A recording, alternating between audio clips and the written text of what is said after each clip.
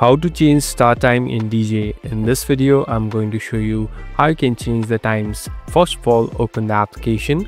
Now, here on the top, you can see this yellow like icon. Simply tap on this yellow like icon, and here on the bottom, select settings. So now we are in this settings interface. This is the place where you can make different changes and customization. Here, simply select on general. Now slowly scroll down.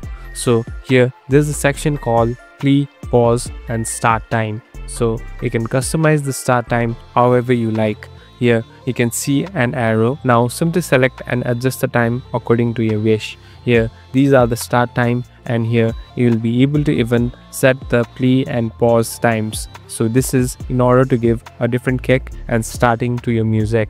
Thank you for watching this video. I hope this video will help you.